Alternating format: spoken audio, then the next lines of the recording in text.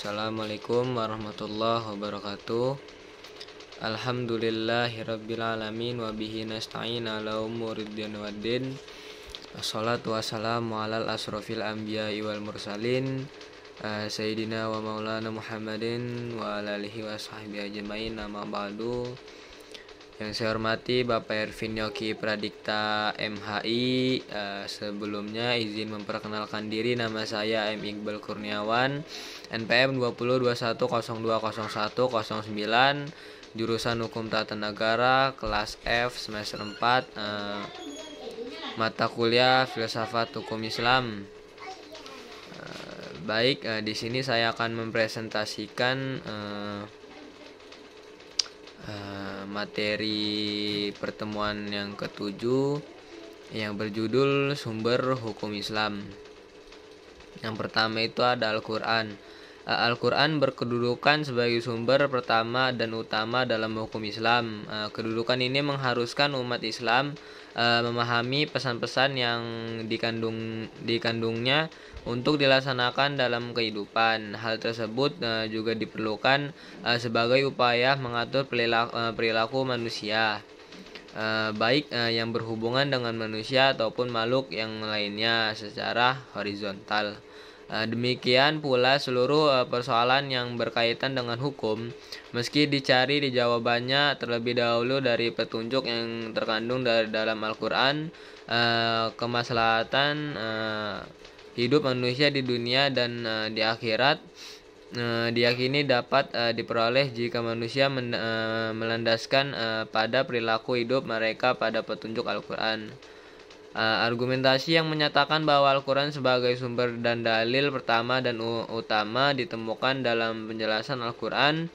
Al-Quran sendiri pada sejumlah ayatnya lebih dari 30 kali ditemukan perintah mematuhi Allah dalam Al-Quran. Bahkan meninggalkan aturan yang disebutkan Al-Quran akan membawa akibat meningkatnya kejahatan yang dilakukan manusia.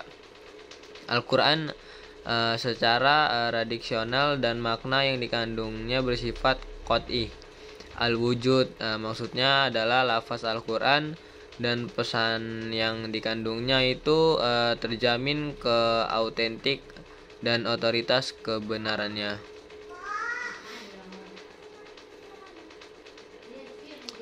Yang kedua itu ada sunnah. Pada uraian sebelumnya telah dijelaskan bahwa Al-Quran sebagai sumber utama dan yang paling utama dari hukum Islam yang bersifat global, yang membutuhkan penjelasan secara operasional.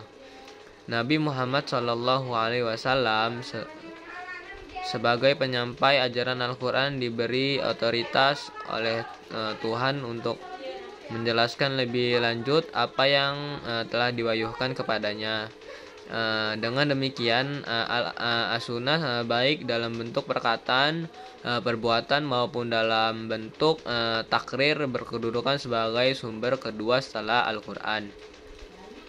Kedudukan as-sunnah sebagaimana disebutkan di atas berdasarkan argumentasi bahwa secara normatif ditemukan ayat Al-Quran yang menyeluruh untuk taat kepada Rasul.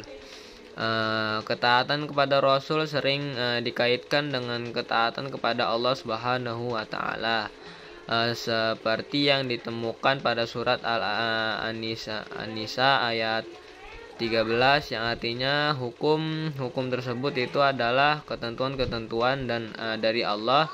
Barang siapa yang taat kepada Allah dan Rasulnya, niscaya Allah memasukkannya ke dalam surga.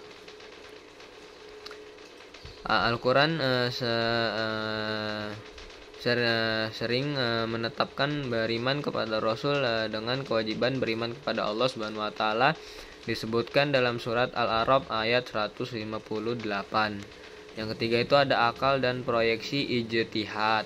Yang pertama ada pengertian akal. Akal menurut Al-Quran, lebih khususnya menurut pengertian para Islam, yaitu bahwa memperhatikan alam sekitarnya dengan otak, yang dimana otak adalah organ tubuh akal.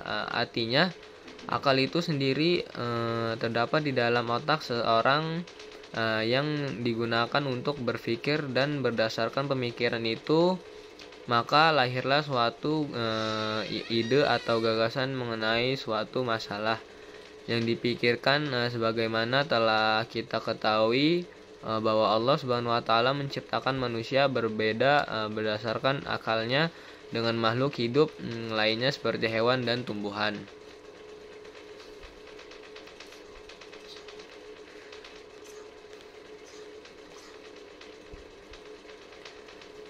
Ya, ijtihad diterapkan dengan beberapa cara, antara lain ijma dan qiyas.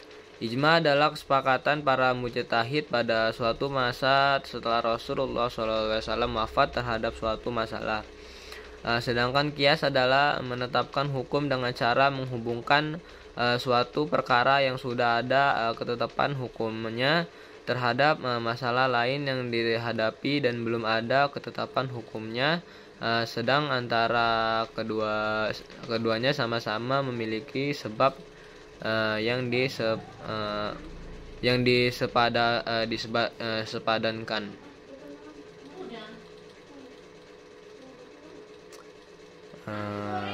Baik, itu saja presentasi dari saya. Apabila ada kata-kata yang salah, saya mohon maaf. Pada Allah saya mohon ampun. Wabillahi taufiq wal hidayah. Wassalamualaikum warahmatullahi wabarakatuh.